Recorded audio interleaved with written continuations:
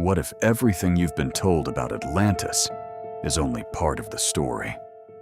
For more than 2,000 years, the world has searched for a city that was said to possess unimaginable wealth, astonishing technology, and a power unlike anything its time should have known.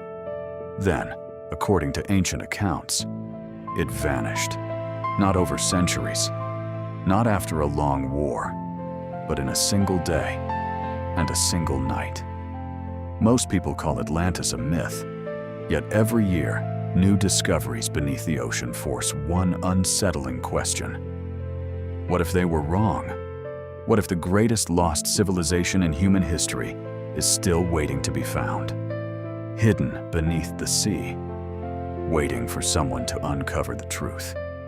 Tonight, we follow the clues, from ancient writings and forgotten maps, to modern underwater discoveries, to answer one question that has fascinated humanity for centuries. Did Atlantis ever really exist? Or is the greatest mystery of all why we still can't let it go? After hearing a story like this, one question naturally comes to mind. Where did the legend of Atlantis actually begin? Surprisingly, the answer doesn't come from modern explorers or underwater archaeologists. It comes from a single man who lived more than 2,300 years ago. The ancient Greek philosopher, Plato. Around 360 BC, Plato wrote two famous dialogues called Timaeus and Critias. In those writings, he described a magnificent island civilization that existed beyond the Pillars of Hercules, known today as the Strait of Gibraltar. According to Plato, Atlantis was unlike any kingdom the ancient world had ever seen. Its cities were carefully planned. Its harbors were filled with ships from distant lands. Its people possessed enormous wealth, remarkable engineering, and a military powerful enough to challenge nearly every neighboring civilization.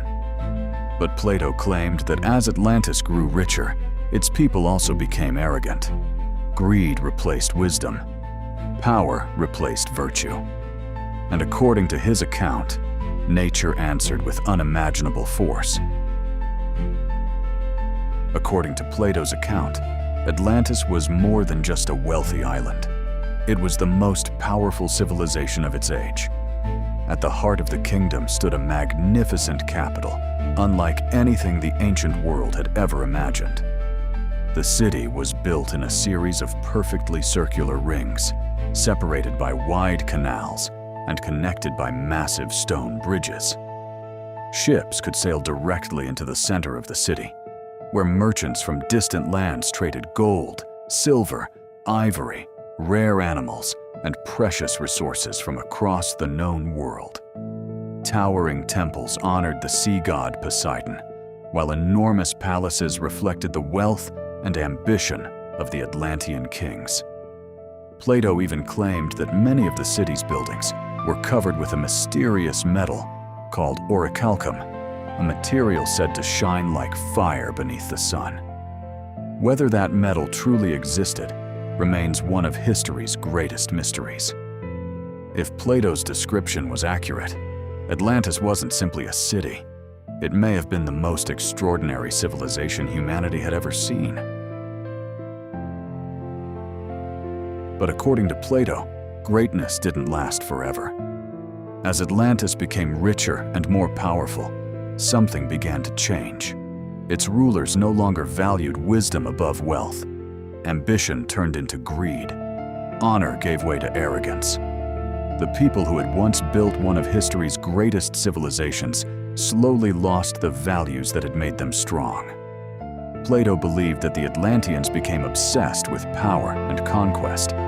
Their armies expanded across the seas, and their rulers dreamed of controlling every nation they could reach. But every empire has a breaking point, and according to the ancient story, Atlantis was about to discover its own. For centuries, most historians dismissed Atlantis as nothing more than a myth, a fictional story created by Plato to teach a moral lesson. But not everyone agrees.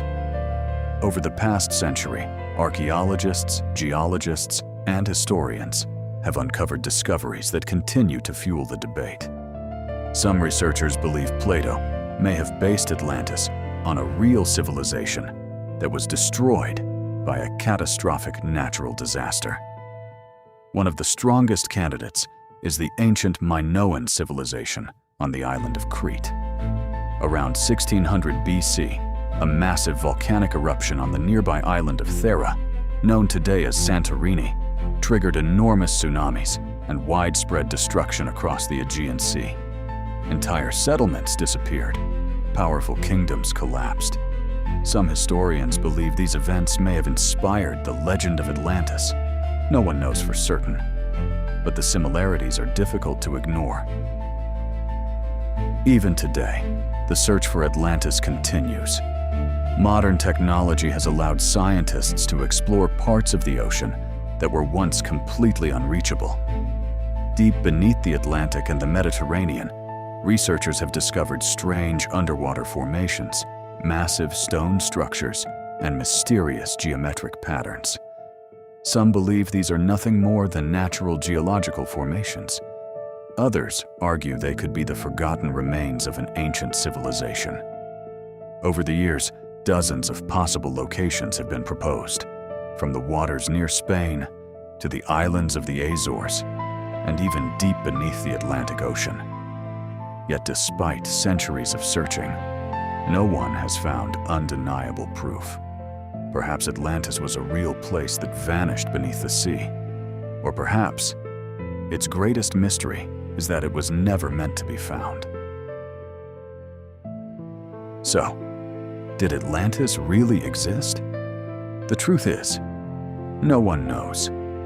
Perhaps it was a real civilization, lost beneath the waves thousands of years ago. Perhaps Plato transformed a historical disaster into an unforgettable legend. Or perhaps Atlantis was never meant to be found, because its true purpose was not to reveal the past, but to remind us that even the greatest civilizations can disappear. Until undeniable evidence is discovered, the legend of Atlantis will continue to inspire explorers, scientists, and dreamers around the world. And maybe, somewhere beneath the endless ocean, the greatest mystery in history is still waiting.